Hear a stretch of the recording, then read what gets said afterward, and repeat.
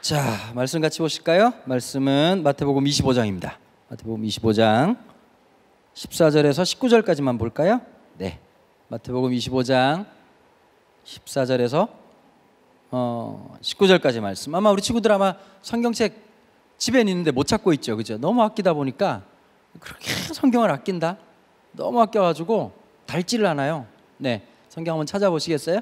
마태복음은 신약 성경에 있는 거 아시죠? 마태복음 25장 14절부터 19절까지 말씀을 제가 읽겠습니다.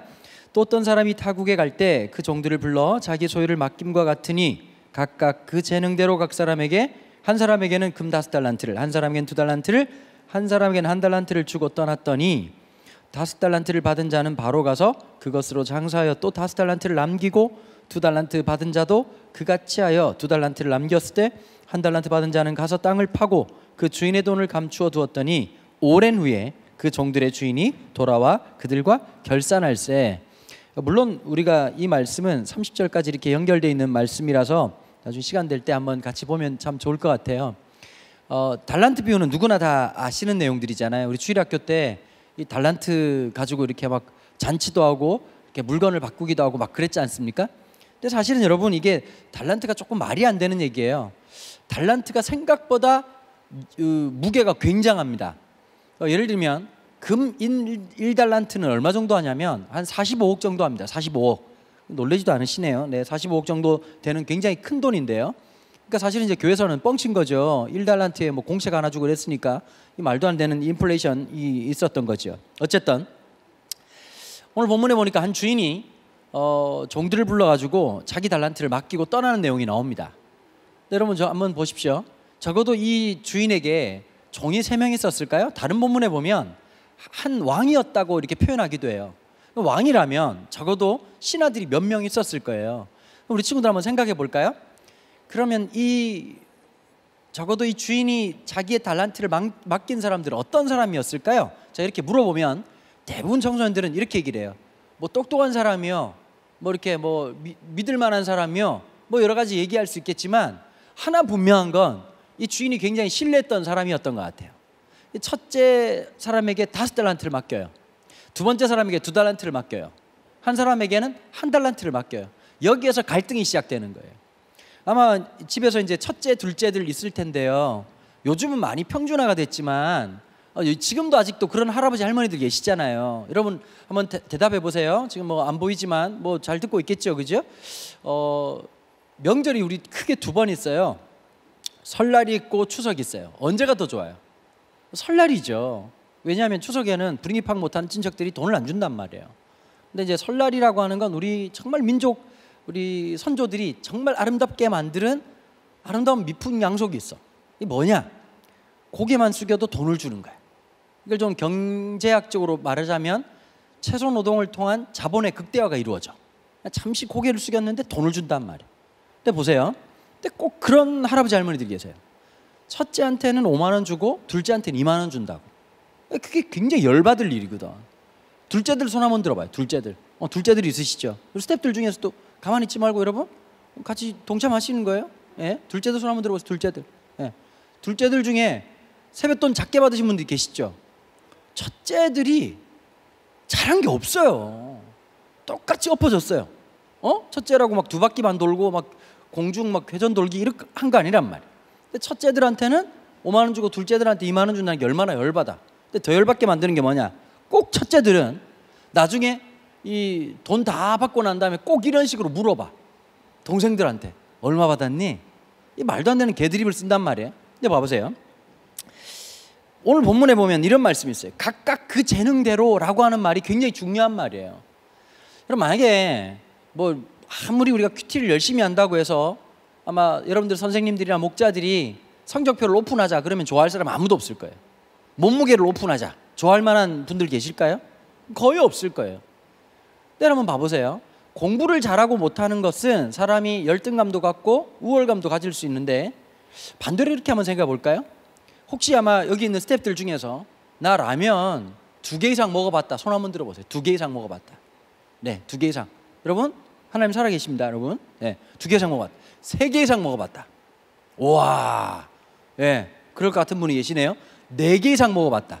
제가 청소년 집회하면서 제일 대박이 누구였냐면 13봉지에 공깃밥 2개를 처먹는 놈이 있었어요.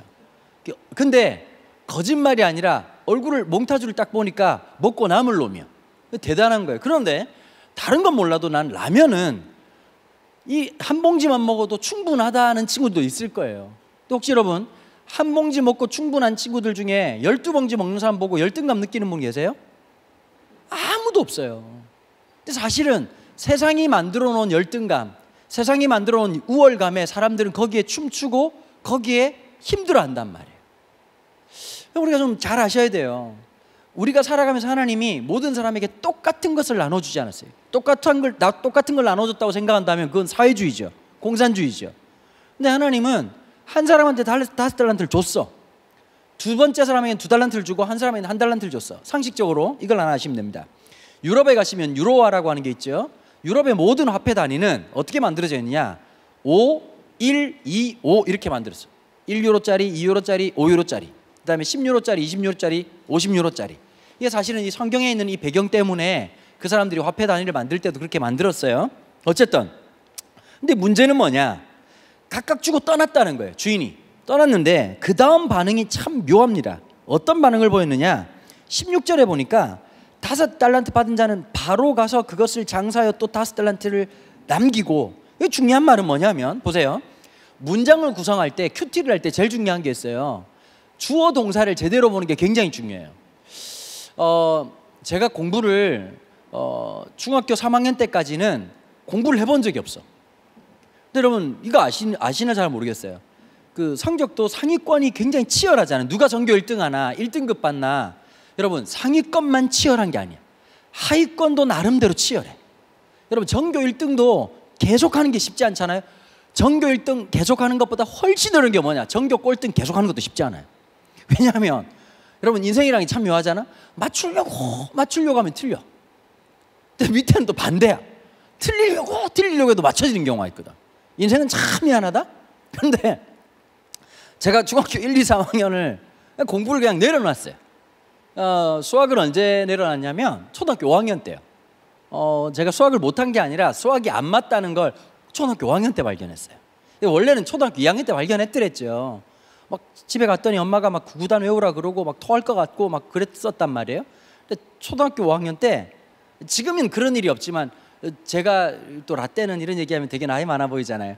목사님이 이제 초등학교 다닐 때는 초등학교가 아니라 국민학교였는데요. 선생님들 요즘 기준으로 하면 절반 정도가 형사 구속되셨을 거예요 아마. 하여튼 선생님들이 그렇게 많이 때렸어요. 근데 한 번은 어떤 게 있었냐, 여러분 혹시 기억나세요? 초등학교 5학년 때 수학 중에 제일 토할 만한 거, 정사각형에다가 어떤 미친놈이 럭비공을 쳐집어놓고 다음 빗금친 부분에 넓이를 구하시오, 이런 말도 안 되는 문제를 아마 경험하셨을 겁니다. 그럼 수학이 못하는 애들은 자꾸 틀려요. 수학이 안 맞는 애들은 다음 x를 구하시오라는 질문에 뭐라고 답변을 하느냐, 왜요? 이건 수학이 안 맞는 애들. 제가 그랬단 말이에요. 제가 이제 이 정사각형 안에 럭비공 넓이 구하는 거 지금 가만히 생각해보면 뭐 가로 세로 곱하기해서 사각형 넓이 구하고 난 다음에 그 다음에 뭐 이렇게 저 반지름 곱하기 3.14 해가지고 3분의 1 뭐 그렇게 아주 빼가지고 이렇게 하는 거잖아요. 근데 제가 자꾸 틀리니까 선생님이 저를 불러내가지고 때리시는 거예요. 그러니까 또 틀려서 또 맞았어. 근데 선생님이 갑자기 제 뺨을 막 이렇게 막 집어 막 당기시더니 이러는 거예요. 너 왜 이렇게 못하냐? 왜 자꾸 틀리냐? 근데 제가 그때 가만히 있어야 되는데 참 쓸데없이 새치열을 잘못 놀려가지고 죽을 뻔했단 말이에요. 뭐라고 말했냐면 제가 저는 괜찮습니다 라고 얘기했는데 선생님이 갑자기 빡치셔가지고 내가 안 괜찮다 이러고 얼마나 화를 냈는지 모르겠습니다. 그리고 이제 중학교 올라갔죠. 인수분해하다가 인생이 분해될 뻔하고 삼각함수하다가 아주 그냥 여행을 떠날 뻔했죠. 공부를 다 내려놓고 있는데 문제는 뭐냐, 저희 아버님이 5남 2녀의 넷째 아들로 태어나셨는데 우리 집안의 참 특징 중에 한 가지가 공부를 냅다 잘한다는 거예요. 문제는 뭘까요? 나를 뺐다는 거죠. 이제 뭐 늘 놀고 있다가 뭐 학원 한 번 안 가고 과외 한 번 안 했던 사촌 누나가 서울대 가고 뭐 그냥 성적 좋은 분들이 계셨단 말이에요. 근데 이제 그 서울대 다니던 누나가 우리 집안에 골칫거리였던 저를 이제 공부를 가르치겠다고 이제 내려온 겁니다. 방학 때 내려와가지고 이제 영어를 가르치려고 하는데 제가 지금도 기억나요. 중학교 3학년 때인데 영어를 딱 30분 가르치다니 누나가 갑자기 책을 빡 덮더니 딱 이러더라고. 너는 한글부터 다시 배워야 되겠다. 그래서 제가 정말 충격적인 게 영어를 배우려고 했는데 누나가 한글 문법책을 들고 와가지고 한국어를 처음부터 다시 배웠던 적이 있었어요. 여러분, 중요한 게 어떤 거냐, 한글을 잘하는 게 굉장히 중요하더라고요, 나중에 보니까. 근데 여러분, 오늘 본문도 마찬가지예요. 5달란트 받은 자가 바로 가서 그것으로 장사하여 5달란트를 남겼다 그랬잖아요. 자, 문장 구성 요소. 문장이 구성될 때 제일 중요한 게 주어 동사예요. 그죠? 그럼 주어 동사만 있다면 이렇게 말할 수 있어요. 5달란트 받은 자는 장사했다. 무엇으로? 5달란트로. 주인한테 받은 5달란트로. 그럼 그닥 필요 없는 게 있어요. 여러분, 문장 해석에 있어서 그닥 필요 없는 것 중에 한 가지가 형용사 부사예요. 한국말이든 영어든 항상 형용사 부사는 매우라고 하는 말로 그냥 넘어가면 돼요. 이제 예외가 있죠. 영어 중에서는 부정부사가 있어. rarely, hardly, scarcely, randomly 이런 단어들, 정반대라는 말을 빼고는 하여튼 뭐 그냥 beautiful, 근데 그 앞에다 very라고 붙으면 엄청 이렇게 하면 다 되는 거야. 자, 그렇다면 오늘 이 본문에서 그닥 필요 없는 말 중에 한 가지가 뭐냐? 금방 읽은 말씀 중에서요, 바로 가서 라고 하는 말입니다. 자, 그럼 퀴즈 한번 내볼게요. 우리 친구들 중에 오늘 이 본문에서 주인이 5달란트를 줬어. 그걸 받았지? 한 사람이. 그건 내 거 아니야. 주인이 맡긴 거요. 근데 받자마자 바로 가서 장사를 했다는 게 무슨 의미일까요? 스태프들도 한번 맞춰보시겠습니까? 아는 것처럼 지금 뭐 전혀 모르시는 것 같고, 예? 아는 척 하지 마시고 갑자기 모니터 쳐다보지 마세요. 설교는 내가 하는 거예요? 예? 나를 보셔야 돼. 뭘까요? 이게 뭘 의미할까요? 그럼 대부분 청소년들이 이렇게 얘기를 해. 뭐라고 말을 하냐? 먹고 튀었다. 왜 먹고 튀었다고 생각할까요? 지가 하고 싶은 생각이거든요. 여러분, 먹고 튀었으면 주인이 돌아와 결산할 때 돌아왔겠냐고. 도망가야지. 자, 그러면 잘 보세요. 5달란트 받은 자가 바로 가서 장사를 했다는 게 무슨 의미일까요? 이건 글자를 쳐다본다고 되는 게 아니라 생각을 해. 그림을 그려보세요. 주인이 누군가를 불렀어. 묻지도 따지도 않고 갑자기 5달란트를 맡겨. 근데 얘는 받았어. 받고는 그냥 바로 가서 그것으로 장사를 했다는 게 무슨 의미일까요? 이걸 잘 보셔야 되는 거예요. 많은 친구들이 그런 얘기를 해요. 지금 아마 청소년 때 제일 부러운 게 어떤 걸까요? 공부 잘하는 애들이에요. 여러분, 공부든 예술이든 무엇이든 타고나야 돼. 여러분, 목사님들 중에 그런 분들이 계시거든요. 청소년 사회 가시는 분들 중에서 아이들한테 설교를 재밌게 해야 되겠다는 강박증 있는 사람들이 많아요. 근데 제일 큰 문제는 뭘까요? 겁나 재미없다는 거죠. 자기 장르가 있어요. 누구처럼 한다고 재밌는 게 아니라 각자의 재능이 있어야 돼요. 여러분, 봐보세요. 수학학원을 다니잖아요, 우리 친구들이. 그 말은 무슨 말이냐면 네가 수학을 못한다는 뜻이에요. 말을 못 알아듣네. 요리학원에 누가 다닐까요? 똥손들이 가는 거예요. 여러분, 모차르트가 피아노학원 갔다는 얘기 들어보셨어요? 바이엘, 너 누구니? 모차르트입니다. 어디 가니? 바이엘 때려 갑니다. 그런 적이 없단 말이에요. 피카소가 미술학원 다녔다는 걸 들어본 적 있냐고. 타고난 사람들이 있어. 공부도 보면 정말 짜증날 정도로 잘하는 애들이 있다고. 제가 아는 애 중에 수능 만점 받은 애가 있어요. 그래 물어봤어요. 확실히 모든 질문은 자기 수준에 하게 돼 있어.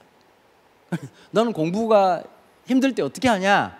보통 이제 뭐 게임을 해요, 아니면 뭐 잠을 자요, 이렇게 할 줄 알았는데 얘가 뭐라고 말했냐? 이렇게 얘기를 했어요. 수학 문제를 푼다는 거. 그때 제가 느꼈죠. 아, 이래서 사람을 살인하는구나, 이런 생각이 들었어요.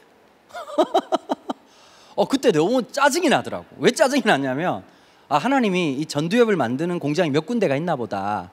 이렇게 수능 만점 받은 애들은 미국 나사 이런 공장에서 만들고, 우리 같은 사람들은 중국 뒷공장에서 10개에 10,000원.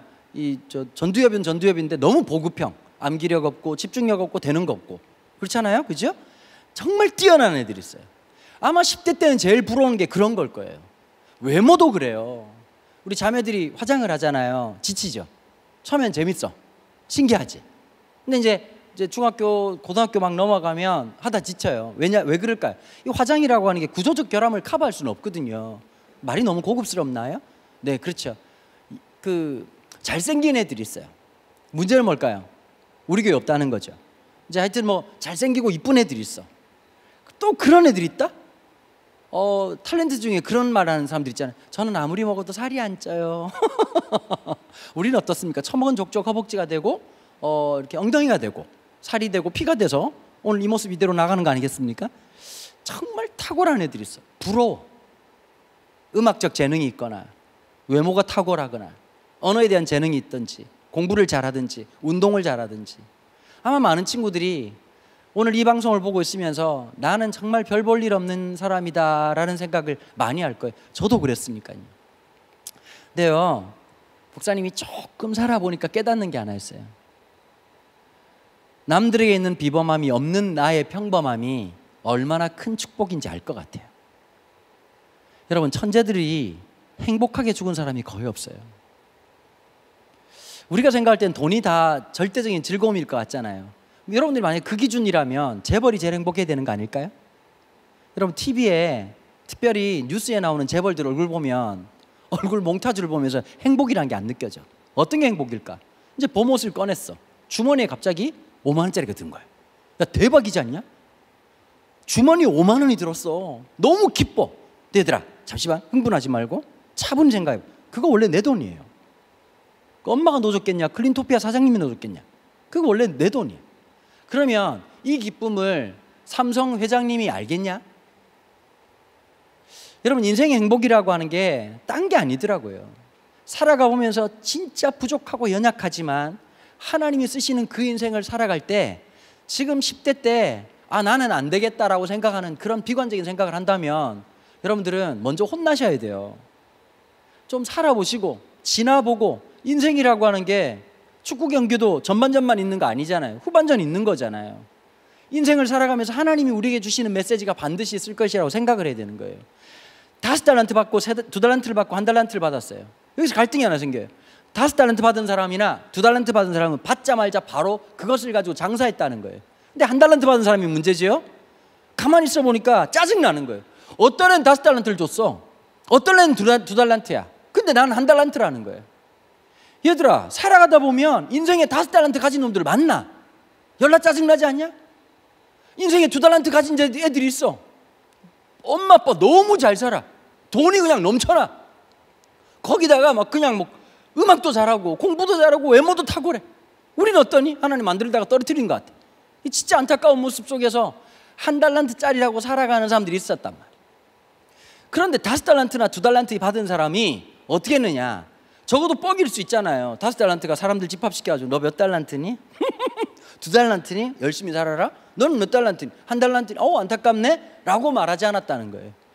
바로 갔다는 건 무슨 뜻이냐? 주인이 나에게 왜 이것을 맡겼는지를 알았다는 뜻이에요. 여러분, 때론 여러분들이 힘들고 어려운 것이 시험에 들 수 있고 내가 정말 힘들고 어려운 걸림돌이라고 생각하세요? 여러분, 믿음이란 뭐냐면 그 걸림돌 같은 인생을 디딤돌 삼아서 하나님이 원하시는 그 단계로 나아가는 거예요. 왜 말씀 묵상이 중요할까요? 왜 우리가 성경을 가지고 우리의 마음과 생각을 바꿔놔야 될까요? 보는 관점에 따라서 전혀 다른 앵글로 세상을 살아갈 수 있다는 거예요. 조금 지나고 나면 나는 왜 이렇게 생각을 했지? 그렇게 생각 안 해도 되는 문제를 왜 그렇게 생각하고 살았을까? 후회할 때가 있단 말이에요. 성경은 여러분들이 말씀을 묵상할 때 어떤 일이 있느냐? 내가 가지지 못한 앵글을 가지고 있어요. 오늘도 여기 보면 밑에서 왔다 갔다 하는, 쓸데없이 왔다 갔다 하는 그 카메라부터 시작해가지고 여기도 메인 카메라 있고 저쪽에 있고, 카메라 감독님들은 큰 관심이 없으시네 보니까. 하여튼 뭐 어차피 카메라 돌아가니까 다 있단 말이에요.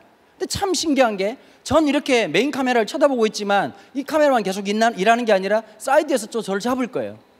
더 신기한 건 뭐냐? 내가 설교를 하잖아요. 나중에 제가 영상을 보면 내 표정이 이랬나? 내 옆모습이 이랬나? 내 뒤통수가 이랬나? 여러분, 혹시 여러분들 뒤통수 보신 적 있으세요? 눈가리 뽑아가지고 뒤로 볼 수는 없잖아요. 그죠? 내 모습, 말이 너무 천박한가요? 너의 동공을 뽑아서 뒤로 볼 수는 없잖아요. 내가 못 보는 관점이 있다는 거예요.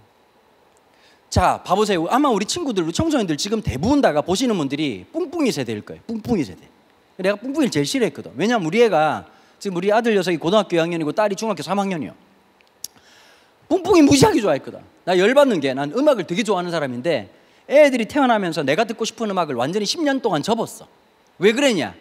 애들이 타자마자 우리 아들 딸이 똑같이 얘기하는 거야. 아빠 들어주세요. 그럼 뿡뿡이. 내가 생각에 적어도 거짓말 하나도 안 보태고 1000번은 들었어. 무슨 문제가 생겼냐? 한 번은 내가 새벽기도 설교를 했어요. 새벽기도 설교에 갑자기 환청이 들렸어. 뿡뿡이가 좋아요. 왜? 그냥 뿡뿡이를 너무 좋아해서 뿡뿡이를 한번 사간 적이 있어요. 우리 아들 딸. 그래서 제가 생각이 짧았던 거죠. 뿡뿡이 하나를 사가지고 왔어. 다음 날 2마리가 됐어요. 우리 아들 딸이 싸워가지고 뿡뿡이 배가 터지고 솜이 다 튀어나왔어. 좀 지나고 나니까 우리 아들 녀석이 파워레인저를 그렇게 좋아했어. 어떤 아는 분이요, 파워레인저 방패를 그 비싼 걸 칼이랑 아들 주라고 사준 거예요. 근데 아들이 너무 재밌게 노는 거예요. 근데 하루는 우리 아들 아이랑 또래 비슷한 집사님 우리 집에 놀러 왔다고요. 그러면 아들 녀석이 분위기 파악을 해야 되잖아요. 아, 아빠 업계가 아빠 업종이 목사구나. 이럴 때는 좀 다른 모습을 보여야 되겠다. 근데 이제 그 엄마랑 따라왔던 아이가 우리 아들이 가지고 노는 파워레인저 장난감이 너무 좋아 보였나 봐. 그러니까 엄마한테 막 복화술로 얘기하더라고요. 나도 저거. 그러니까 제 아내가 같이 놀고 싶니? 그러더니 우리 아들 보고 얘기했어. 신원아, 같이 좀 놀아라. 그러면 우리 아들이 아버지의 업계 관행상 우리 친구야 같이 사이좋게 놀까? 이렇게 얘기했으면 여자 집사람이 감동을 하잖아. 야, 목사님 아들이 확실히 다르다. 그런데 이 썩을 놈이 뭐라고 말했냐니까, 가! 그때 정말 온몸에 땀이 흐르고 그랬단 말이에요. 여러분, 그거 끌어안고 자고 눈 뜨면 그걸 만지고 있어. 그게 너네들 이야기요. 지금도 파워레인저 가지고 노니? 지금도 뿡뿡이 가지고 노냐고. 청소년 사역을 하니까 그런 게 있더라고. 막 BTS 얘기 잘못하면 끝장나더라고요. 보니까 얘들아, BTS도 30년 지나면 불타는 청춘에 출연한다. 나와가지고 무릎이 예전 같지가 않아요. 도가니가 나갔어요. 이런 얘기 할 거란 말이에요. 세월 지나고 나면, 한 40년 지나고 나면 김동건 아저씨 그때만 살아있어도 여러분 기억나십니까? 전 세계를 들었다 놨던 그 놀라운 소년들, 뜨거운 박수로 맞이해 주시죠. 방탄소년단입니다. 이러고 나올 수도 있단 말이에요. 세상은 다 지나가는 거예요. 우리 친구들이 지금 영원하다고 생각하는 거 영원하지 않아. 내가 이거면 다 전부를 이룰 거라고 생각했던 그거 조금 지나고 나면 내가 왜 그랬을까라고 생각하는 거예요. 여러분, 요즘 옛날 레트로 영상 보면 되게 촌스럽다고 생각하잖아요. 그 당시 그 장면에 담겨있는 그 시대 사람들은 그걸 촌스럽다고 생각했을까요? 최신 유행이었어. 얘들아, 네가 앉아있는 그 모습도 10년 지나면 되게 촌스럽다, 구리고. 세상은 다 지나가는 거예요. 여러분, 하나님의 말씀이 우리를 어떻게 하느냐, 눈앞에 보이는 그것만 보게 하는 것이 아니라 10년 뒤에 나를 볼 수 있는 힘을 주는 거예요. 지금 눈앞에 보이는 그것만이 아니라 5년 뒤, 10년 뒤를 바라보기 시작하는 거예요. 여러분, 부족하다 할지라도 주인이 나에게 맡겼다는 생각으로 5달란트를 가진 사람이, 우리 주인은 묘한 분이에요. 우리 주인님은, 우리 하나님은 우리에게 재능을 던져주시고 그걸 가만히 갖고 있어, 야, 딴 데 쓰지 마, 헛짓거리 하지 마 라고 하지 않는 거예요. 해보라는 거예요. 제가 아는 목사님 중에 되게 재밌는 분이 있어요. 청소년 사역을 오랫동안 하신 분인데요, 이분이 제자들이 되게 많을 수밖에 없는 이유가 있어요. 선교단체를 해요. 선교단체를 하는데 영상감독이 이렇게 뭐 1000명씩 모이는 큰 캠프를 해. 그 영상감독이 몇 살이냐면 19살이야. 똥인지 오줌인지 분간을 못하는 놈이야. 그런데 영상감독한테 이렇게 좋은 카메라를 맡기는 거예요. 잠시만 좀 몇 명이라도 집중을 해주고 들어준 사람이 있어야 무슨 얘기를 하지. 카메라 뜯어먹을 수도 없는 노릇이고. 그 심심하시고 일할 거 없으시면 내려오셔가지고 좀 듣는 척이라도 좀 해주시면. 예, 고맙습니다. 네, 안 계신가? 그러니까 한번 생각해 보세요. 이 카메라를 고등학교 3학년 때 맡기겠냐고.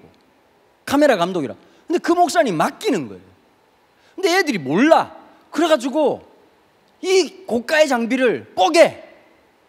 근데 그 목사님이 애들이 뽀겠다고 화를 안 내는 거예요. 화를 안 내고 뭘 하느냐, 그래 또 한번 해봐라. 그리고 얘네들이 무슨 장비가 필요하다 그러면 아르바이트 해서 또 사줘. 나중에 애들이 20대가 되고 30대가 되어 철이 들기 시작하더라고. 그 뭘 하느냐, 아니 이 목사님이 우리를 위해서 허비했다는 사실을 알기 시작하는 거예요. 사실은 말도 안 되는 거죠. 그러나 그 목사님 이런 얘기를 하더라고요. 야, 너 진짜 대단한 일 했다. 근데 이런 얘기를 하더라고요.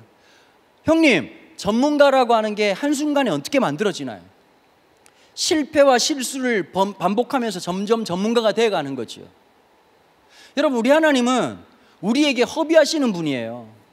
우리에게 은혜를 줬다고 하나쯤에 바로 바뀌지 않는다고. 아까 우리 친구가 간증했잖아요. 굉장히 감동적이었죠. 그런데 이제 아빠를 사랑할까요? 엄마를 사랑할까요? 가보면 안 된다고. 너네들 똑같잖아. 2021년 새해 시작되면서 올해는 내 열심히 나 진짜 올해는 나 진짜 열심히 공부한다 하고 있냐고. 계획은 뒤로 미뤄놔. 어른들도 마찬가지. 올해는 성경 열심히 읽어야지. 출애굽기까지만 읽어. 레위기는 진도가 안 나가. 이게 우리의 현실적인 문제란 말이에요. 그런데 5달란트, 2달란트 받은 이 친구가 바로 가서 장사를 한 거예요. 그 위험과 어려움을 무릅쓰고. 그런데 1달란트 받은 사람은 숨겨놨단 말이에요. 주인이 왔어. 오자마자 5달란트 받은 사람이 2달란트 받은 사람이 쫓아와. 그리고 주인님한테 얘기를 하는 거예요. 주인님, 저한테 5달란트를 주셨잖아요. 제가 장사해서 또 5달란트를 남겼습니다. 근데 주인이 뭐라고 축복하느냐? 오늘 본문에 보면 이렇게 얘기를 하고 있어요. 자, 한번 읽어볼까요? 20절. 5달란트 받았던 자는 5달란트를 더 가지고 와서 이르되, 주인이여, 내게 5달란트를 주셨는데 보소서, 내가 또 5달란트를 남겼나이다. 그 주인이 이르되, 잘하였도다. 착하고 충성된 종아, 네가 적은 일에 충성하였음에 내가 많은 것을 내게 맡기리니 내 주인의 즐거움에 참여할지어다 하고, 그리고 또 2달란트가 보고를 해. 제가 또 2달란트를 남겼습니다. 근데 뭐라고 말하냐? 5달란트 받은 사람하고 똑같은 얘기를 하는 거예요. 여러분, 이 성경책에 기록되어 있는 원어는 그 그리스어로 기록되어 있어요. 그리스어는 영어보다 훨씬 더 복잡해요. 영어가 12시제잖아요. 12가지 시제로 되어 있잖아요. 근데 헬라어는, 이 그리스어는 몇 가지 시제로 되어 있냐면 72개의 시제로 되어 있는 거예요. 쉽게 말하면 죽는다라는 단어가 있으면 죽는 단계가 72단계예요. 쉽게 못 죽어. 그러면 무슨 말이냐면, 이렇게 복잡단단한 언어의 구조를 가지고 있는 이 언어는 절대 똑같은 말을 반복하지 않아요. 반복한다는 것은 의미가 있는 얘기예요. 어떤 의미를 가지고 있을까요? 하나님은 산술적 계산에 의해서 5달란트, 10달란트를 만들고 2달란트, 4달란트를 만든 사람을 보면서 5달란트, 그러니까 쉽게 말하면 10달란트를 남긴 사람을 더 크게 축복하는 시스템이 아니라는 거예요. 야, 너는 10달란트를 만들었구나, 너는 4달란트를 만들었구나, 그걸 보시지 않는다는 거예요. 주인의 뜻과 의도를 발견하고 살아가는 그 삶을 통해서 하나님은 기뻐하시는데, 5달란트 받은 사람도 2달란트 받은 사람도 그 믿음에 순종을 했을 때 하나님은 똑같은 상급을 주신다는 거예요. 여러분, 제가 후배들하고 되게 친해요. 그 많은 분들이 그런 얘기 하거든요. 목사님은 총각 때, 그 대학생 때 여학생한테 인기가 많았냐고. 그래서 제가 정직하게 얘기할게요. 여자들한테 별로 인기가 없었어요. 왜 인기가 없었냐면, 좀 이렇게 좀 막 소프트하고 막 그래야 되잖아요. 이렇게 막 이렇게 좀 러블리하고 이렇게 그 좀 자매들한테 따뜻한 눈빛도. 근데 저는 너무 남성성이 강했던 것 같아요. 막 여자들하고 있으면, 그래, 지금도 기억나는데, 이거 우리 집사람 안 보겠죠? 제가 첫사랑이랑 데이트할 때였는데, 여자친구랑 데이트하는 것보다 친구들하고 노는 게 더 좋은 거야. 근데 그걸 가려야 되잖아요. 숨겨야 되잖아요. 그죠? 사실은. 근데 제가 너무 정직했어. 너무 진실한 사람이에요. 그 여자친구가 나한테 그랬어. 자기는 나랑 있는 게 좋아, 친구들이랑 있는 게 좋아. 그럼 내가 뭐라고 말했냐니까, 너랑 있는 게 훨씬 좋아, 이렇게 얘기해야 되잖아요. 제가 그때 미쳤어요. 그때 잠시 전두엽을 주님이 가져가신 것 같아. 내가 뭐라고 말했냐면 이렇게 얘기했어. 친구랑 노는 게 훨씬 재밌다. 여러분, 제가 그분하고 관계가 계속 됐을까요, 안 됐을까요? 안 되죠. 그래서 제가 거의 대부분 다가 이제 후배들하고 친했단 말이에요. 남자 후배들. 아주 친한 아이들이 5명이 있었어요. 근데 그 5명의 아이들이 사연이 너무 깊은 거예요. 그 중에 한 분이 계시는데, 지금 제주도에서 대안학교 교장 선생님을 하고 계세요. 권오희라고 하는 목사님이신데, 그 친구를 처음 만났을 때가 제가 대학교 선교단체 간사로 있을 때, 고등학교 2학년 때 그 친구를 처음 만났어요. 첫인상이 굉장히 강렬했어요. 머리를 빡빡 깎고 굉장히 반항심이 강한 것처럼 보이는 한 아이였어요. 근데 집회에서 찬양도 열심히 하고 은혜를 받더라고요. 근데 그 아이가 제가 있던 선교단체에 대학생이 돼서 들어왔어요. 들어와가지고 2학년 때쯤이었는데 연락을 받았습니다. 어머님이 돌아가셨다는 거예요. 그래서 이제 어머니가 돌아가셨으니까 담당 간사니까 제가 이제 문상을 하러 가지 않았겠어요? 갔는데 분위기가 진짜 묘하더라고. 첫 번째 뭐가 묘했느냐? 아버지 직업이 너무 충격적이었어. 아버지 직업이 스님이었어. 그 스님 친구들이, 그러니까 물론 이제 스님들이 결혼을 안 한다고 알고 있지만 뭐 어디에서나 예외는 있는 거 아니겠습니까? 그죠? 또 다른 또 그 뭐 종단도 있으니까요.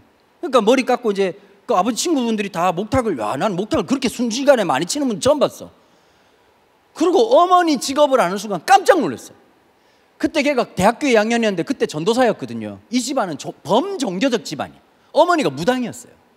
그러니까 어머니는 무당, 아버님은 스님, 아들은 전도사. 이게 종교계의 모든 걸 망라한 집안. 근데 더 충격적인 게 뭐냐? 그 어머니가 네 번째 어머니였다는 거예요. 장례식 다 끝나고 난 다음에 그 아이를 다시 이렇게 교제하고, 정말 제가 그럴 때 있잖아요. 살아가다 보면 누군가를 향해서 마음이 온통 쏟아지는 아이가 있었잖아요. 그 집안 사건을 알고 난 다음부터 진짜 마음을 많이 쏟았던 것 같아요. 그런 하루는 수련회를 준비하면서 스텝으로 이제 준비하고 있다가 며칠 전부터 기도회도 하고 뭐 산에 올라가서 기도도 하고 이러면서 같은 숙소에서 누웠어요. 그 친구하고 얘기를 한 거예요. 네가 살면서 제일 힘들 때가 언제였냐? 그런데 이런 얘기를 하더라고요. 첫째 엄마는 기억이 안 난대. 자기를 낳아준 엄마는 지금도 만난 적이 없대요. 엄마에 대한 기억이 전혀 없어요. 그런데 두 번째 엄마가 기억이 난대요. 근데 얘가 대구에 살았는데요, 5살 때 6살 때 집안 환경이 너무 안 좋아서 천식에 걸린 거예요. 여러분 천식 아시죠? 기침을 멈출 수가 없는 거예요. 근데 5살 6살밖에 안 된 애가 그 천식을 한다는 게 너무 고통스럽잖아요. 근데 그 둘째 어머니가, 이유는 있었겠죠. 엄마도 너무 피곤하고 그 아빠도 성격이 안 좋은 분이신데 같이 살면서 진짜 어쩌면 극도로 내가 낳은 아이가 아닌데 돌봐야 되니까 그게 얼마나 힘들었겠어요. 그분도 그분 나름대로 힘들었겠지만 6살 7살 됐던 그 아이가 기침을 한다고, 새벽에 짜증나게 한다고 손으로 입을 그냥 내려쳤는데 코피가 터져버린 거예요. 그 얘기를 하더라고요. 밤새 수건으로 6살밖에 안 된 자기가 입에다가 수건을 물고 그 밤을 지새웠던 시간을 지금도 생각하면 지옥 같다. 그러고 세 번째 엄마, 네 번째 엄마 이렇게 오면서 그 어렵고 힘든 순간을 살아왔다는 거예요. 또 어떤 애가 또 한 명 있었냐면요, 대학교 선교단체에 있는데 전 처음에 조폭이 온 줄 알았어요. 우와, 이 교회 다니는 애들 스타일 있잖아요. 보면 어머 안녕하세요 이렇게 아니라 진짜 조폭도 서울 조폭이고 부산 조폭이었어요. 여러분 제가 보니까 욕의 깊이와 넓이와 높이였다 하면 일단 부산이에요. 서울 애들이 욕을 하잖아? 가와이 데스, 귀여워요. 근데 막 뭐 같은 욕이라도 예를 들면 뭐 개새끼야 이러면 얼마나 귀여워. 근데 부산 애들은 욕 자체의 깊이가 달라. 싸울 때 험한 말은 하지 않아요. 눈깔이 깔아라 새끼야. 이게 나쁜 말, 너의 눈을 아래로 깔렴 이런 뜻이란 말이에요. 근데 어쨌든 얘가 딱 들어왔는데 표정이 보니까 전혀 교회 다니지 않을 것 같은 아이인 거예요. 근데 선교단체 왔어. 거기다가 내가 담당 간사가 된 거예요. 인터뷰를 했어요. 너 왜 왔냐? 그랬더니 노래 소리가 좋아서 왔다는 거예요. 근데 알고 보니 아버지가 장로님이야. 근데 아버지가 장로님이신데 아들놈이 워낙 믿음이 없고 사고를 치고 얘는 노는 스케일이 달랐더라고. 넌 어떻게 놀았냐? 그럼 보통 뭐 애들 때렸다 뭐 이러잖아요. 한마디로 끝내더라고. 고등학교 1학년 때 룸사롱을 달렸다는 거야. 고1 때. 그래 물어봤지. 야 고1이 룸사롱을 갈 수 있냐? 근데 걔 답변이 쩔어요. 가면 안 됩니까? 나 그 말에 너무 놀랐어. 고2 때 포텐셜을 몰고 다녔다는 거야. 야 고2가 운전하면 되냐? 그랬더니 하는 말이 안 됩니까? 인생이 안 되는 게 없는 아이였어. 그런데 우여곡절 끝에 어쨌든 우리 선교단체에 들어왔어. 근데 믿음은 없어. 그러니까 욕이 모든 명사와 명사를 연결해주는 접속사였어. 그러니까 선교단체 안 어울리는 애. 근데 그해 여름에 단기 선교를 갔어요. 단기 선교를 필리핀으로 갔는데, 여러분 가끔씩 그럴 때 있잖아요. 쟤는 안 왔으면 좋겠다. 걔가 꼭 가요.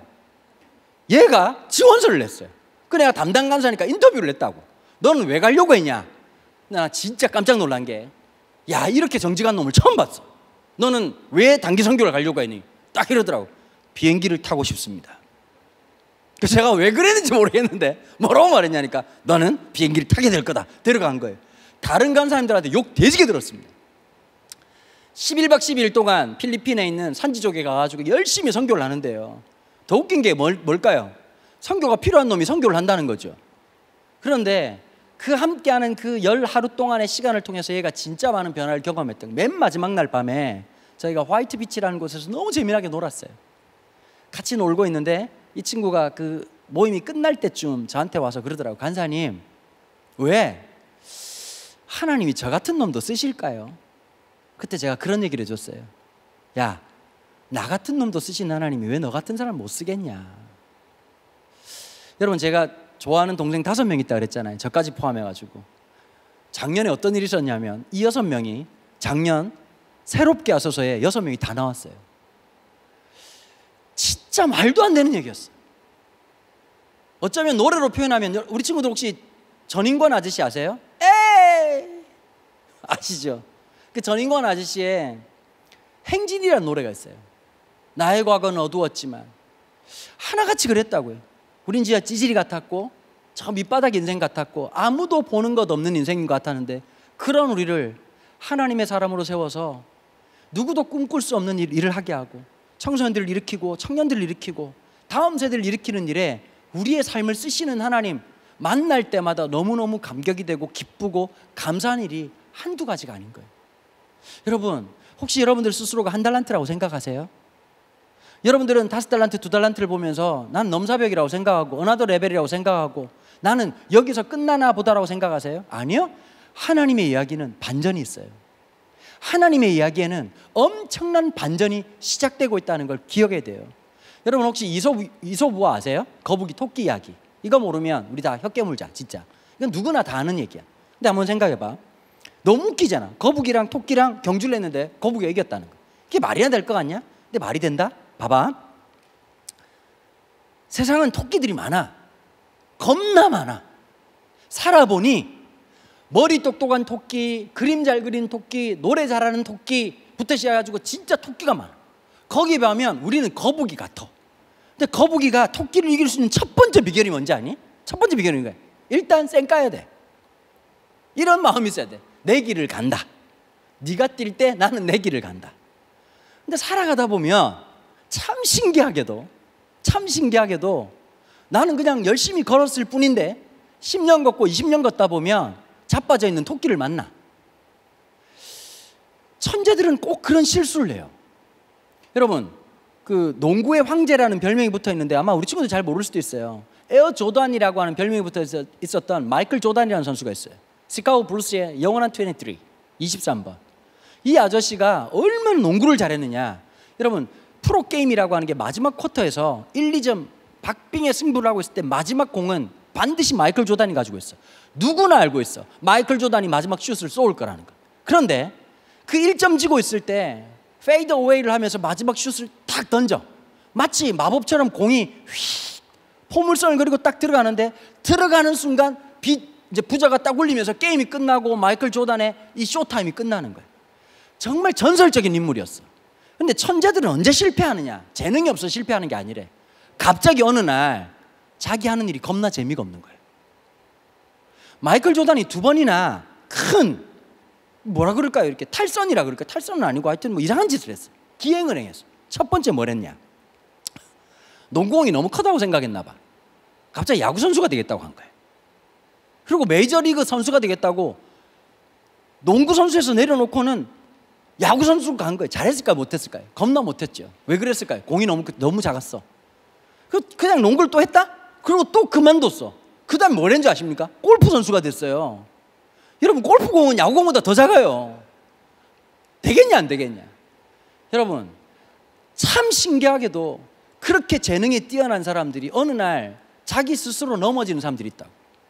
얘들아, 살면서 너네들 맛집을 경험해 본 적 있냐? 맛집의 특징이 뭐냐? 메뉴가 3개 이하야. 내가 살면서 느낀 게 하나야. 메뉴가 20가지가 넘잖아. 탈출해야 돼. 그 집은 제대로 하는 게 없어요. 김밥, 해분 이런 데 가봐. 메뉴가 50가지요. 김밥부터 제대로 하는 게 아무것도 없어. 그런데 진짜 맛집에 가면, 명동에 가시면 하동관이라고 하는 국밥집이 있어요. 더 열받는 게 뭔지 아세요? 들어갈 때 돈을 나올 때 돈을 내는 게 아니고 들어갈 때 꽃배기를 쳐먹을 건지 보통을 먹을 건지 얘기를 하고 돈을 내고 들어가서 앉으면, 여러분, 나는 내가 볼 때 햄버거가 패스트푸드가 아니야. 국밥이 최고요. 왜냐? 국밥은 이미 다 만들어져 있는 상태에서 앉으면 바로 나와. 햄버거보다 더 무서워. 그래가 들어가가지고 꽃배기요. 그리고 표를 받고 앉으면 아저씨가 어디서 나타나는지 국밥을 내밀어. 그 집의 메뉴가 국밥밖에 없어요. 원 메뉴. 허영만이라고 하는 만화가가 만들었던 이 식객이라는 만화에 첫 번째 나왔던 맛집이 바로 그 집이에요. 여러분, 다 다재다능이라는 게 청소년 때는 좋아. 춤도 잘 추고 노래도 잘 부르고 그림도 잘 그리고 공부도 잘한다. 근데 목사님 나이 되면 무슨 뜻이 되는지 아세요? 다재다능이 제대로 하는 게 하나도 없다 이런 뜻이에요. 하나라도 제대로 하는 게 진짜 중요한 거예요. 여러분 우리 친구들이 큐티 한 다음에 꼭 봐야 될 게 있어. 생활의 달인이요. 여러분 생활의 달인이 보면 음식을 만들어. 그 작은 음식 하나에 얼마나 심혈을 기울이고 10년, 20년, 30년의 세월들을 그 시간을 묵묵하게 살아간 사람. 어쩌면 어리석지, 어쩌면 멍청하지. 그런데 어느 날 그 세월의 시간을 이겨내는 거예요. 그 자기의 한계와 자기의 어려움을 이겨내고 꿋꿋하게 그 자리에서 달인이 되는 사상으로 살아가는 거예요. 여러분 제가 생활의 달인을 좋아하는 이유가 있어요. 그 프로그램을 만드신 분이 제가 고등부 사회 갈 때 고등부 선생님이셨어요.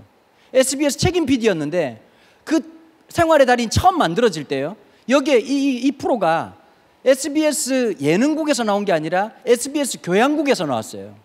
교양국에서 처음 만든 교양 예능이 이 말을 알아듣나 모르겠네. 애들이 전혀 안타깝네. 그냥 이렇게 굉장히 말을 고급스러워서 못 알아듣겠지. 이분이 어떤 마음이었냐면 서울대 출신이고 공부도 겁나 잘하고 그 SBS PD로 들어갔어. 근데 이분이 사명이 있었어. 어떤 사명이냐? 하나님이 나를 방송국에 보내신 이유가 있을 거다. 그리고 매일 12시 점심 먹고 난 다음에 이분들끼리 15분씩 기도회를 하시더라고요. 내가 몇 번 가서 기도를 인도한 적이 있어요. 설교를 한 적이 있었어요. 나한테 기도 제목을 얘기하는 거예요. 목사님, 제가 이번에 프로그램을 하나 기획을 했는데 국장님이 자꾸 깐다는 거예요. 그도 그럴 게 방송국은 중요한 게 뭘까요? 감동적인 프로가 아니라 시청률이거든요. 근데 유명한 스타들이 나와도 시청률이 안 오르는데 일반인들이 나와가지고 생활의 달인을 한다 그러니까 국장이 좋아할 리가 없었죠. 근데 하나님의 기적 같은 은혜로 기도 응답으로 5번만 편성하기로 하고 만들어진 프로그램이 생활의 달인이에요. 그분이 그 마음을 갖더라고요. 스펙 좋고 대단한 사람이 아니라 그 수많은 사연과 수많은 어려움을 딛고 그 하루하루를 1년, 10년을 견디고 그 달인의 자리까지 섰던 그 사람들의 모습을 사람들이 보여주고 싶다는 거예요. 정의를 접는 달인, 그 다음에 타이어를 나르는 달인, 그릇을 씻는 달인. 여러분 하나님이 우리에게 주신 이 1달란트, 2달란트도 마찬가지고 5달란트도 마찬가지고 네가 작은 일에 충성하였구나. 네가 그 충성한 일로 인해서 내가 더 큰 것을 맡기겠다. 여러분 각자에게 주어진 작은 일이 있을 거예요. 여러분 만약에 갑자기 공부를 안 하던 애가 공부를 할 수 있어. 기적 같은 은혜로. 그럼 공부 안 하는 애가 제일 해야 될 일이 뭐냐? 책상에 앉는 거예요. 여러분 책상이 에베레스트 산보다 조금 더 높아. 올라가기가 쉽지가 않아요. 그러니까 앉아. 책을 펼치면 어떤 마음이 들이? 갑자기 심호흡이 가빠져. 그리고 볼펜을 들고 책을 쳐다보면 5분 지나면 동공이 떨려요. 내가 너무 잘 알아. 내가 너랑 같은 족속이기 때문에 잘 알아요. 10분 지나면 호흡이 가빠지고 15분 지나면 없던 공황장애가 생기고 20분 지나면 이러면 죽을 수도 있겠다는 생각으로 내려온단 말이에요. 근데 중요한 게 하나 있어. 그걸 하다 보면 는단 말이에요. 목사님 되게 부끄러운 고백을 할게요. 목사님 운동을 되게 잘해요. 운동을 잘한다 그러니까 축구를 잘할 것 같죠? 아니요, 제가 진짜 저주받은 발이에요. 관절이 저주받은 놈. 제가 유일하게 잘하는 게 무거운 걸 뒷다 잘 드는 거예요. 헬스를 해요, 헬스를. 근데 제가 운동을 하기 시작한 지가 지금 30년 됐어요. 근데 진짜 부끄러운 고백인데 제가 중학교에서 고등학교 갈 때 연합고사라는 게 있었어요. 연합고사가 200점 만점인데 180점이 시험 성적이고 20점이 체력장이라는 게 있었어요. 100m 달리기, 1200m 오래 달리기, 그 다음에 턱걸이, 멀리 던지기, 넓이뛰기 뭐 이런 거 있었단 말이에요. 부산 시내에, 제가 부산 출신인데요, 부산 시내에 20점 만점 중에 17점 받은 놈이 딱 한 놈 있었어요. 그게 나요. 제가 중학교 3학년 때 남자 놈이 100m 달리기가 16초 8이었어. 여러분 중학교 3학년 남자애가 100m가 16초 8이라는 건 중간에 한번 쉬었다는 뜻이에요. 전 1200m 달리기 하다 주님을 2번 만났어요. 아, 이러다가 바로 죽겠구나. 턱걸이는 그걸 올라가면 전 죽는다고 생각을 했거든요. 정말 저주받은 몸이었어요. 제가 근데 운동을 왜 시작했느냐? 허리 디스크가 생겼어요. 허리 디스크가 생겨가지고 진짜 제가 하반신 마비, 이거 얘기하면 또 밤새고 낮새고 몇 명 울어야 되고 그래서 제가 하질 못하겠네. 근데 제가 수술이 끝나고 나는데 그 수술했던 의사 선생님이 되게 웃긴 분이었어. 나보고 그러더라고. 마지막 퇴원하는 날, 수술 잘 됐네? 그러더니 나보고 그러더라고. 5년 뒤에 한 번 더 수술하자 이러더라고요. 정말 돼지게 아팠거든요, 수술할 때. 그래서 제가 짜증이 나가지고, 아니 선생님 이게 무슨 말이냐고, 5년 뒤에 다시 수술한다니 무슨 말이냐고 그랬더니 하는 말이, 이 디스크는 수술한다고 안 나. 네가 생활 태도를 바꿔야 돼. 그 제가 어떻게 바꾸면 되죠? 그러더니 헬스에 대한 책을 던져주더라고. 운동해. 그리고 그러면 나를 안 만날 수 있어. 거의 점집 수준 어떤 아저씨처럼 얘기를 하더라고요. 그때부터 제가 운동을 시작했던 거예요. 여러분, 저 지금도 있지 않아요? 헬스클럽에 가가지고 런닝머신이 올라갔을 때 그 삶의 무력감이라고 하는 건, 내가 여기를 걸어야 되나, 여기를 뛰고 있는 나 자신이 얼마나 무심한지 모르고 정말 의미 없다고 생각했는데, 하다 보니 늪디다. 하다 보니 건강해지더라고요. 하다 보니 내 배에는 없을 것 같은 식스팩이 살아있다는 걸 내 눈으로 보게 하는, 물론 가끔씩 보이긴 하지만 보게 하실 때가 있더라고요. 여러분, 여러분들의 환경이 힘들다, 어렵다, 다 아마 큐티하는 친구들 중에 간증 그렇게 말하잖아요. 다 힘들어. 엄마 아빠 이혼하고 집은 엉망진창이고 나는 제대로 하는 게 아무것도 없어. 근데 묻고 싶어. 그래서 그 삶에 주님이 오셔서 일으키신 놀라운 나의 이야기가 큐티 아니겠어요? 여러분들도 마찬가지인 거예요. 여러분들의 그 슬픔과 치욕과 부끄러움과 상처와 아픔이, 거기에 주님의 놀라운 역사가 새겨지는 역사, 그게 여러분들의 삶을 통해서 드러나는 게 바로 간증 아니겠어요? 가장 어두웠는데 가장 환한 빛이 많은 곳, 가장 힘들었는데 거기에서 주시는 하나님의 기쁨과 즐거움을 맛보고 살아가는 것. 여러분, 어쩌면 오늘 구성을 가만 봐보세요. 오늘 말씀 중에서 출연진이 몇 명인지, 일단 주인님, 그 다음에 5달란트, 2달란트, 1달란트, 출연진이 4명이요 4명, 그죠? 굉장히 단순한 구성이에요. 그럼 볼게요. 누가 주인공일까요? 주인공은 누굴까요?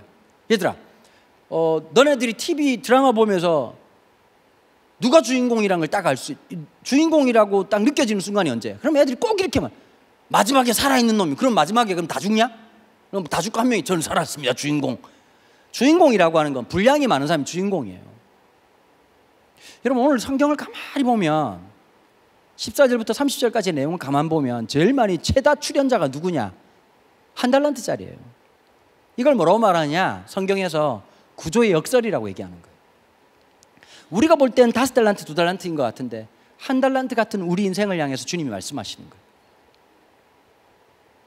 만약에 1달란트 받은 사람도 똑같이 충성했더라면, 착하고 충성된 종아, 네가 작은 일에 충성하였구나, 또 무언가를 맡겨주실 거예요. 저는 지금도 1990년 3월 29일 날 첫 번째 설교를 했던 그 원고를 가지고 있어요. 주일학교 아이들 앞에서 설교했던 날이었어요. 그 두렵고 떨리던 순간들을 지금도 잊지 못해요. 그 어줍지 않았던 그 시간들이 쌓이고 쌓여서 지금 벌써 31년이라는 세월이 흘렀잖아요. 여기까지 인도하신 거예요. 사랑하는 친구들, 여러분들의 그 순간에 주님이 함께 하셔요. 끝까지 붙잡아 주시는 거예요. 여러분, 이 순간에 내가 내 생각으로 포기하지 말고 하나님의 말씀의 눈으로 다시 한번 더 나를 보고 내 삶을 보면서 선포하는 거예요. 하나님이 역사하실 공간, 하나님이 함께 하실 곳, 하나님이 놀랍도록 함께 하실 그 영광을 바라보는 우리 친구들이 된다면 저는 무엇보다도 소중한 시간이 될 거라고 생각해요. 여러분, 우리가 사실은 실제로 만나가지고 더 재밌는 얘기를 해야 될 텐데 전혀 재미없을 것 같은 아저씨들 앞에서, 아줌마들 앞에, 아가씨들 앞에서 설교를 하려고 하니까 참 답답하긴 해요. 근데 여러분, 생각해 보세요. 비대면이지만 여러분들이 지금 화면을 통해서 오늘 말씀을 듣잖아요. 저는 기도해요. 여러분들이 보고 있는 그 화면을 뚫고 하나님 역사하기를 바라는 거예요. 하나님이 여러분들의 그 힘들고 어렵고 상처난 그 순간을 뚫고 역사하기를 바라는 거예요.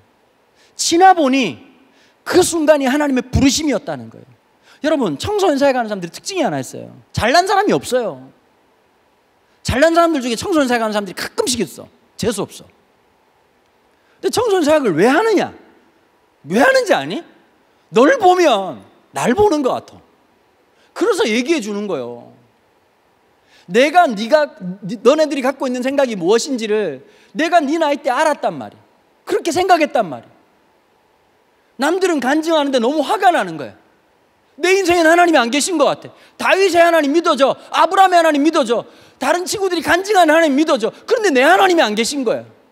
내 삶에 안 계신 것 같은 그런 하나님이었거든. 근데 더 열받는 게 뭐냐면 우리 아버지가 목사요. 설교를 딴 사람이 하면 좋겠는데 우리 아버지가 설교를 해.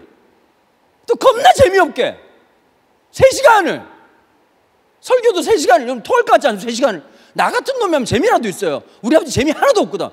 우리 아버지 설교 장르가 호통 설교라고. 아니? 똑바로 앉아! 이 얘기가 2시간 10분이야. 그리고 기도회는 끝나질 않아요. 중학교 1학년이 내가 무슨 잘못을 했다고 눈 떠보니까 옆에 있는 누나가 울어. 앞에 있는 형님이 울어. 그래 느꼈지. 아, 울어야 되는구나. 얘들아, 아무리 울려고 애를 써도 눈물이 나냐? 셋째 날 내가 울었어요. 어떻게 울었냐? 멀쩡하게 살아있는 우리 엄마 죽었다는 생각하니까 눈물이 나더라고.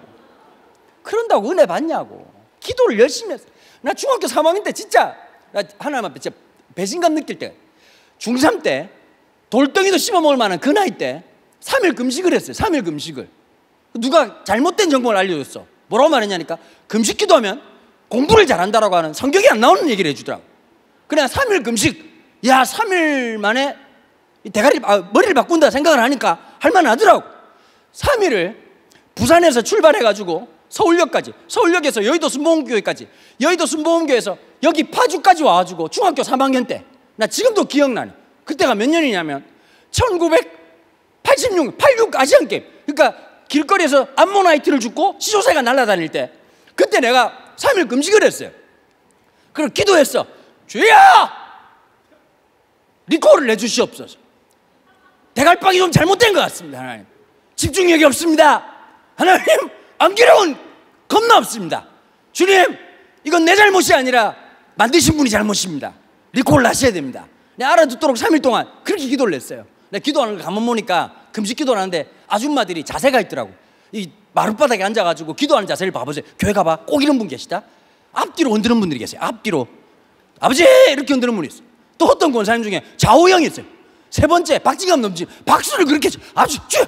근데 내 옆에 있는 아줌마가, 기독교 역사상 난 그런 분을 2번 다시 본 적이 없는데 이 고릴라 형이 있더라고. 가슴을 아다다다다다 방언을 하면서 가슴을 때리더라고. 내가 나중에 이런 사람 따라가는 거 아시죠? 통성 기도하면 센 놈을 따라가게 돼 있어요. 항상 마지막엔 내가 막 기도하다가 지치면 그 사람 기도를 듣게 돼. 그리고 마지막에 어떻게 되냐, 다 차린 밥상에 숟가락을 올려요. 계속 아멘이라고 얘기하고 같이, 주님, 나는 힘이 없고 걔는 기도를 하는구나. 근데 그 아줌마 따라 기도하다가 다음날 아침에 샤워하다가 기절한, 내가 반달 가슴곰이 돼 있더라고. 얼마나 때렸든지. 그런데 금식기도 끝나고 내려와가지고 책을 펼쳤는데 그대로였어요. 참 힘들고 어려운 시간이었어요. 근데 여러분, 참 신기한 게요, 고등학교 1학년 때 3분만 앉아보자. 3분을 앉았어. 그리고 10분을 쉬었어. 다시 그날 묵상했던 말씀 붙잡고 또 3분을 앉았어. 딱 이 짓을 일주일 딱 하니까 3분이 5분 되더라. 5분이 10분 되고 10분이 20분 되고. 여러분, 만약에 내가 안 된다고 생각했으면 끝까지 안 됐을 거예요.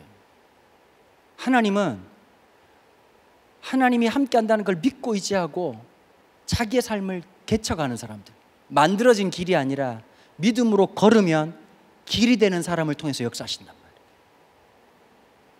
여러분, 기억하셔야 돼요. 잘 만들어져 있는 인생길이 아니라 하나님은 새로운 출애굽을 하기 원하시는 거예요.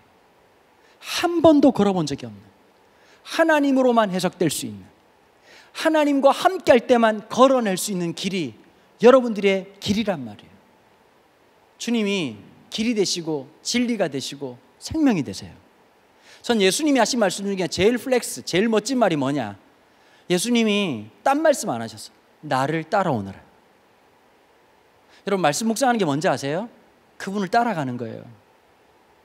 끝까지 우리와 함께 하시는 주님, 한 달란트 같은 인생을 세상이 놀랄 만한 삶으로 빚어가실 하나님의 역사, 그 아픔과 좌절과 상실감을 믿음으로 뛰어넘고 상처가 아니라 그리스도의 흔적으로 살아가는 사람들, 바로 그 사람들을 그리스도인이라고 얘기하는 거 아니겠어요? 우리 같이 한번 기도했으면 좋겠는데요. 우리 반주팀 좀 도와주시겠어요? 네. 첫째 날인데도 너무 잘 듣네요. 애들을 안 보니까 잘 듣는다고 믿을 수밖에 없는 상황입니다. 네, 우리 친구들 너무 잘 들었어요. 물론 제가 잘했죠. 네, 우리 정말 우리 친구들이 말씀을 기억했으면 좋겠어요. 여러분, 지금 제일 힘든 게 어떤 거예요? 여러분들 생각할 때 제일 짜증나고 힘들고 어려운 게 있을 거예요. 좀 진지하게 생각을 하면. 여러분, 바로 그 자리에 주님이 계신 거예요. 저기 계신 게 아니라 여기 지금 우리와 함께 하신 하나님. 여러분, 여러분들의 일상에 숨겨진 보화를 두셨어요.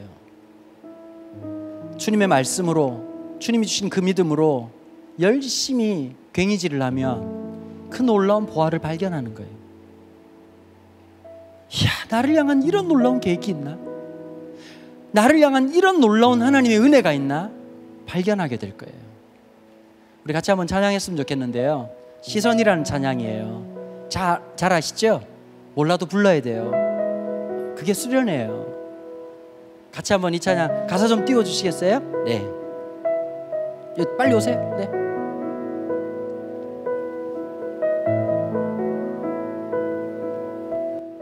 내게로부터 눈을 들어 주를 보기 시작할 때 주의 일을 보겠네. 내 작은 마음, 내 작은 마음 돌이키사 하늘에 꿈꾸게 하네. 언제요?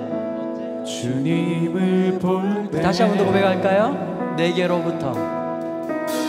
내게로부터 눈을 들어 주를 보기 시작할 때 주의 일을 보겠네. 내 작은 마음 돌이키사, 내 작은 마음 돌이키사 하늘에 꿈꾸게 하네.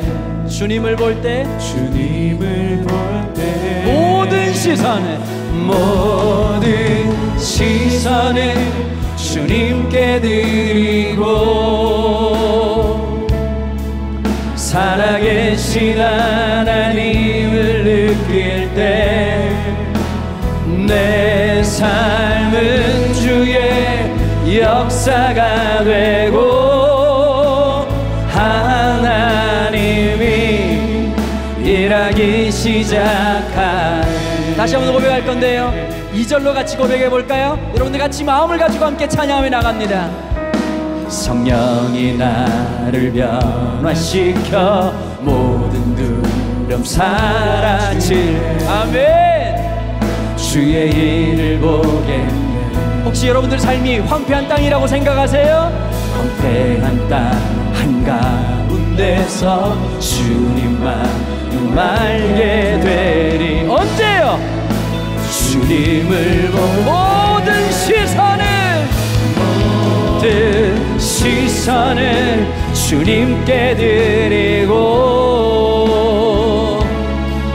전능하신 하나님을 느낄 때 세상은 주의 나라가 되고 하나님이 일하기 시작. 모든 시선을 주님께 드리고 전능하신 하나님을 느끼고. 아멘. 세상은 주의 나라가 되고 하나님이 일하기 시작한. 우리 같이 한번 기도하실까요? 오늘 말씀 기억하면서 함께 기도했으면 좋겠어요. 여러분 다시 선포하지만 여러분들이 가장 힘들어하고 가장 치욕적으로 생각하는 그 자리가 주님이 일하실 자리예요. 도망가고 싶은 그 자리에서 주님은 기적을 시작하실 것이고 가장 피하고 싶었던 그 자리에서 하나님의 역사, 주의 나라로 만들어 가실 거예요. 하나님 아버지, 오늘 이 시간 주님의 말씀을 주셔서 내 오늘 이 삶을 통해서 이루실 주님의 영광을 보게 하여 주시옵소서. 성령님, 내 마음을 열어주시고 내 생각을 열어주시고 기도를 열어주시옵소서. 우리가 비대면으로 유튜브로 함께 예배를 드리지만 하나님, 내 화면을 뚫고 내 환경을 뚫고 내 생각을 뚫고 주여 함께하여 주시옵소서. 시간 다시 한번 주여라고 우리 또 동성으로 기도하며 나갑니다. 주여.